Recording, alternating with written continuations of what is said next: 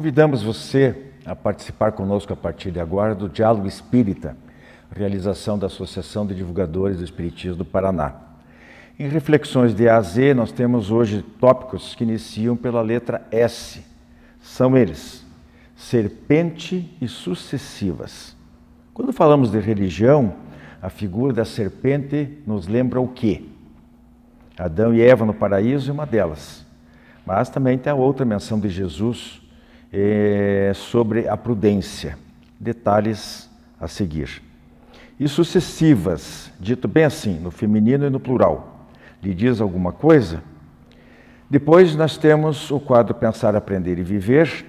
Hoje são 3 aforismos e veremos desfilar diante de nós as elucubrações filosóficas de Benjamin Franklin, Theodore Roosevelt e Chico Xavier. Pensemos com eles, aprendamos com eles e pratiquemos o que eles nos recomendam. Jornal Comunicação Espírita, edição 167, matéria de capa, Sonhos e Liberdade. Em palavras dos Espíritos e dos Espíritas, a psicografia. Em Trocando em Miúdos, a alma. Em Conexões e Reflexões de A a Z, ídolos e inveja. Jornal Comunicação Espírita, assine e recomende.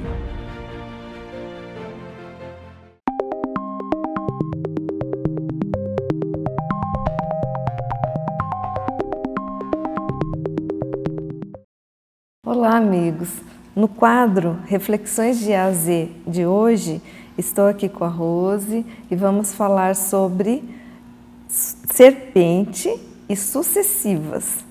Ô Rose, o que nós falamos sobre serpente? Bom, eu tenho pavor de cobra, então o tema já não é muito bom. O que a ideia, né, de serpente, considerando teores filosóficos, religiosos, nos remete? Em primeiro lugar, a ideia da perda do paraíso, né, da tentação de Eva pela serpente, comer o fruto proibido. Diversos povos têm em suas mitologias, em suas histórias antigas, alguma coisa parecida.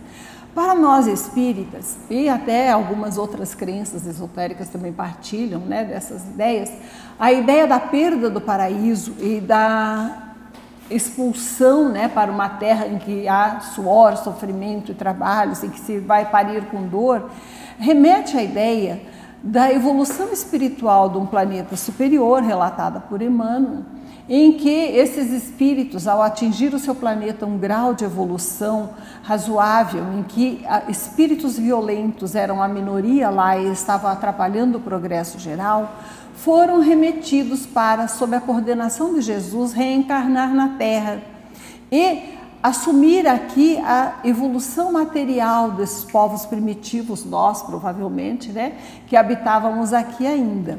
Então, esses espíritos imigrados de um mundo superior que reencarnaram na Terra, que remete à ideia, né, da tentação de serpente e da perda do paraíso, constituíram as grandes civilizações da antiguidade, segundo essa teoria exposta por Emmanuel e por outros espíritos. E que, promovido, né, o seu papel, recuperados uma certa ascensão moral e seu reequilíbrio, voltaram ao seu planeta de origem, em sua grande maioria. Então, a ideia da perda do paraíso seria uma forma simbólica de se relatar a degradação desses espíritos envelhecidos ainda, violentos, né, tipo terroristas num mundo que já estava caminhando para a paz, que reencarnaram no planeta inferior para acelerarem o próprio progresso e colaborarem na ascensão espiritual daquele mundo primitivo. Tal como acreditamos aconteceu na Terra da Antiguidade, sob influência das civilizações egípcia, hindu, chinesa, né, antigas. Entretanto, também nos lembra a ideia da serpente aquela passagem de Jesus em que ele diz que nós deveríamos ter como ovelhas enviadas para o meio de lobos, prudência das serpentes e simplicidade das pombas. O que Jesus quer dizer com isso? Que ante, né, as tentações e as armadilhas da vida espiritual, do mundo que nos rodeia, deveríamos nos abster de riscos demasiados, tendo a prudência das serpentes, e oferecendo a esse mundo que nos acolhe, que nos desafia também a mansidão das pombas, sem nos aliarmos às reações violentas e tentando oferecer a outra face quando ofendidos, ao mesmo tempo em que mantínhamos a autopreservação e a defesa. Acho que são os pontos principais que a lição nos remete. É muito interessante esse simbolismo da serpente, né? Que também tem uma conotação de esperteza, de astúcia, de inteligência, e a simplicidade da pomba, que também simbolicamente a gente conhece. Muito bom. E as vidas sucessivas, Andréia? Vamos o que você nos conta? Bem, sucessivas, quando a gente pensa nesse termo e tenta entender dentro do Espiritismo, a gente vai ter vários outros termos ligados, né? Que é as várias vidas, como a Rose falou, as vidas sucessivas, a reencarnação, a evolução espiritual, porque passamos por dificuldades, por sucessivas provas, por sucessivas expiações.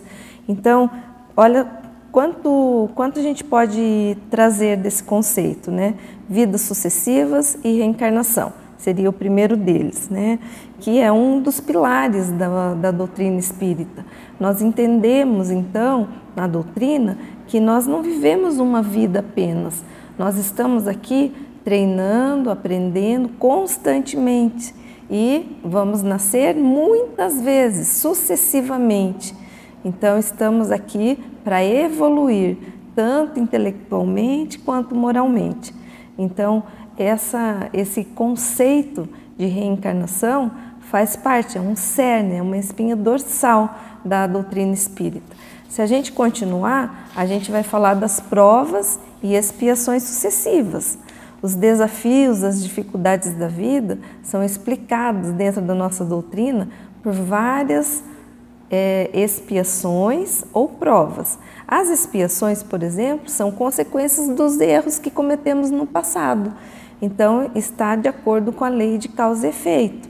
Se passamos aqui na nossa vida sem nos dedicarmos ao bem, sem olharmos para o outro, sem fazermos o olhar caridoso, amoroso, sem cuidarmos do outro, nós geramos para nós mesmos algum efeito, né? alguma consequência desses atos desse olhar menos empático.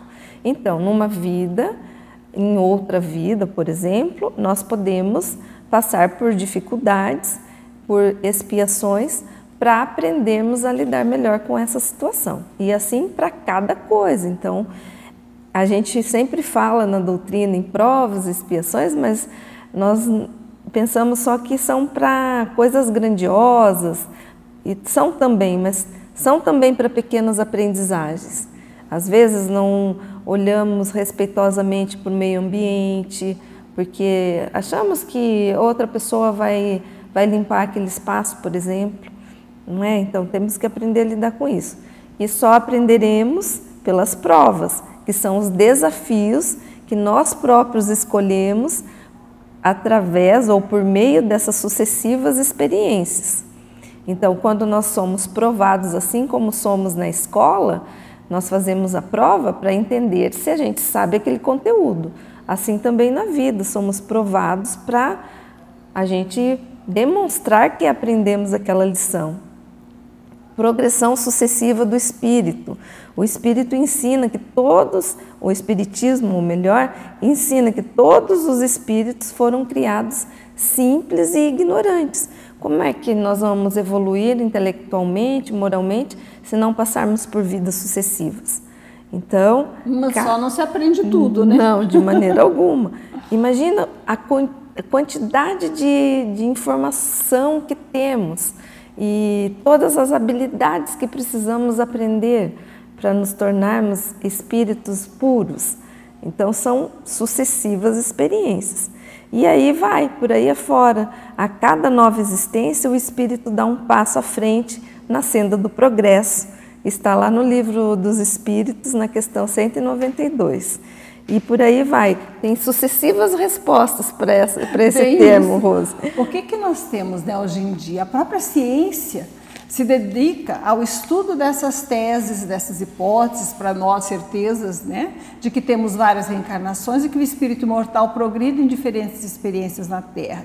Hoje nós temos as pesquisas do Ramendras Nath Banerjee, do Instituto para a Psicologia da Índia, do Dr. Ian Stevenson, professor catedrático de uma eminente faculdade americana, que estudam os casos de reencarnação no Brasil. Temos também vários pesquisadores notórios. O que nos consola e nos alimenta, né, ante as dores, a perda de entes queridos, as limitações orgânicas que nos atingem, os reveses financeiros? A certeza não apenas de que isso é consequência de processos que começaram em existências anteriores e, portanto, não são injustos, que as desigualdades sociais não são abstenção do poder divino de agir, mas são sua lei de justiça funcionando para que todos progridam, mas especialmente a certeza das vidas sucessivas nos dá uma finalidade.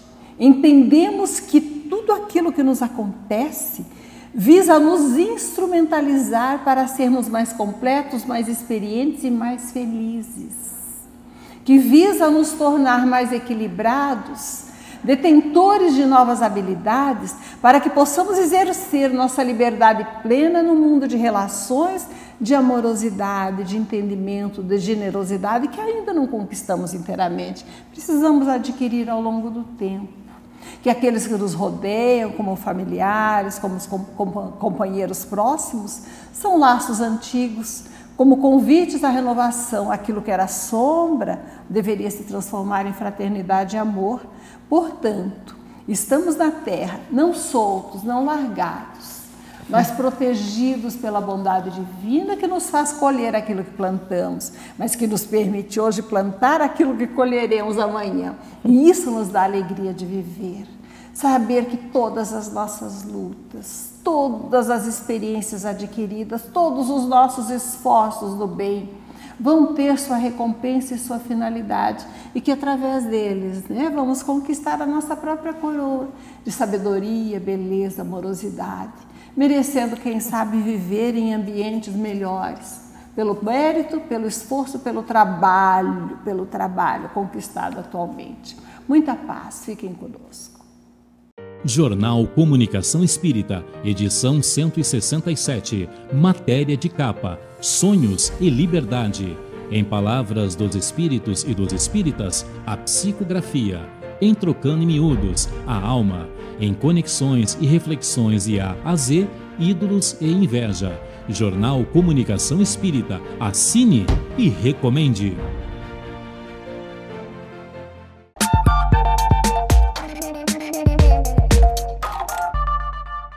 Prezados amigos, nosso Pensar, Aprender e Viver de hoje, nós vamos pegar aqui 3 aforismos e eu vou jogar direto a bola para a Andréia para comentar sobre o primeiro. Isso não significa que a Rose e eu também não possamos dar um pitaco aí, se for o caso, mas começa com a Andréia aqui. O Benjamin Franklin disse o seguinte, ou escreveu, não sei: se um homem pudesse ter metade dos seus desejos realizados, teria mais aflições do que prazeres. Justamente. E eu acho que é bem verdadeiro isso para qualquer um, né? Américo pisca-pisca, né? E está em sintonia com a doutrina espírita também, porque é o que a gente sempre aprende. Na verdade, é que ainda estamos em construção e aprendendo, evoluindo, desenvolvendo a nossa parte moral. Se estivéssemos totalmente evoluídos moralmente, nós faríamos escolhas melhores. Mas como ainda não estamos, os nossos desejos ainda são muito, por assim dizer, difíceis. Porque podemos querer algo, por exemplo, muitas pessoas querem ter muito mais dinheiro do que têm, por exemplo. Ou gostariam de dar alguma coisa que elas entendem como necessárias, e quando na verdade são supérfluas. Se todas as pessoas fossem ricas e tivessem muito dinheiro, talvez nós tivéssemos alguns outros problemas, né, de desequilíbrio, na balança de todas as coisas, porque precisamos de pessoas que também tenham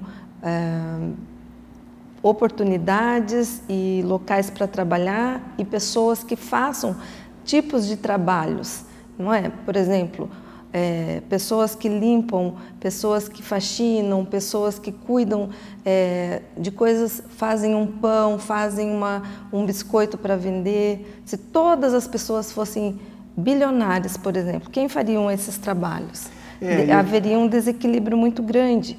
Então, o desejo tem que ser muito bem pensado moralmente, né? Que não vá para viciação, por exemplo. André, nós somos espíritos encarnados, né? E as tentações, entre aspas, da vida material, elas são muitas.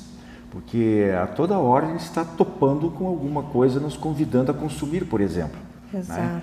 Então, e dali você vê do que vive o comércio, do que vive as mídias, do que vivem os meios de comunicação, e a propaganda principalmente, de provocar você. Você está no cantinho quieto lá, mas você passando pela sala, o televisor está ligado, tem uma propaganda lá. Eu sempre brinco com a minha esposa, que às vezes em plena segunda-feira, por exemplo, ou num horário que eu estou saciado, eu vejo uma propaganda de um restaurante, uma comida que eu gosto muito, principalmente um rodízio de carne, por exemplo, já me dá vontade de comer. Se bobear naquela noite, eu vou procurar satisfazer aquele desejo. Sendo que aquilo às vezes é contraproducente, porque eu estou tentando perder peso, aquela coisa, então uma coisa vai de encontro à outra, e um benefício de um lado vai ser anulado pelo prejuízo que vem do outro. Então, como ele diz aqui, a gente escolhe muito mal os nossos desejos. Exato. Né? E escolhe muito mais do que precisava, que foi o que você falou ali, supérfluo. Então, chega um ponto que satura, e ele não consegue, tudo que ele tem é insuficiente, ele quer sempre renovar os vícios de drogas, de bebida, de todos os excessos, eles surgem por aí, porque a pessoa não se satisfaz mais com um tipo um momento ou uma sensação, ele quer duplicar aquilo, quer triplicar aquilo ali, né? Então ele vai sempre afundando mais. Bem, Rose, a justiça não consiste em ser neutro entre os... Olha só que bacana. Não consiste em ser neutro entre o certo e o errado, mas em descobrir o certo e sustentá-lo onde quer que ele se encontre contra o errado. Isso aí foi do presidente Roosevelt, presidente americano. É um dos meus princípios de vida. Isso aqui é fantástico. Eu acho. O que o Livro dos Espíritos diz sobre o estágio atual do mundo? O mundo é o que é porque os bons, eles usam até um eufemismo, né? São tímidos. Na verdade, aqueles que se acham, né, possuídos de bons valores, não vou dizer bons porque ainda não somos, né? Não são só tímidos, são covardes. Não têm coragem de se expor para defender uma causa justa. E deixam de se posicionar proativamente a favor das coisas que são certas. O que o Evangelho nos diz sobre esse medo de provocar o escândalo? O que é o escândalo? Eu peço licença para até lembrar o conceito. Escândalo se diz de toda ação que de modo ostensivo vá de encontro à moral ao escândalo. O escândalo, portanto, não está na ação em si mesma, na repercussão que possa ter. Esse é o conceito vulgar. Mas a palavra escândalo, como é entendida, se junta à ideia de um certo ruído que ela provoca. Mas o conceito de escândalo do Evangelho é provocar, é agir no mal, não no ruído que provoca, combatê-lo. Então não temos que ter medo de nos posicionarmos muito, muito ativamente contra o mal, principalmente quando ele prejudica diversas pessoas. É nosso dever moral pô-lo a descoberto, porque ele se sustenta das sombras, se sustenta do anonimato. Quando o mal é contra nós, calúnia, infâmia, difamação, perseguição, até é relativo esse dever de agir. Mas quando ele é contra pessoas frágeis, que dependem de nós, ou que estamos numa posição de responsabilidade em relação a ela ou em relação a instituições, temos o dever moral de agir. O Evangelho nos diz, inclusive, que quando o mal prejudica muitos, é um dever moral pô-lo a descoberto e agir contra ele. A nossa covardia em assumirmos posições claras contra aquilo que é errado, em defesa do que é certo, sem condenarmos as pessoas, entendendo o seu processo evolutivo, ainda ligados ao mal muitas vezes, mas combatendo o mal com todas as nossas forças. É um dever moral básico. Jesus foi muito claro quando ele dizia que até quando falava dos fariseus, são sepulcros caiados, né, por fora e cheios de podridão, por dentro. Isso significa o quê? Uma postura assertiva, de fortalecimento do bem. Se nós não formos firmes na defesa do que é certo, o que será da nossa sociedade? Vamos esperar que as pessoas que não têm convicções firmes ajam?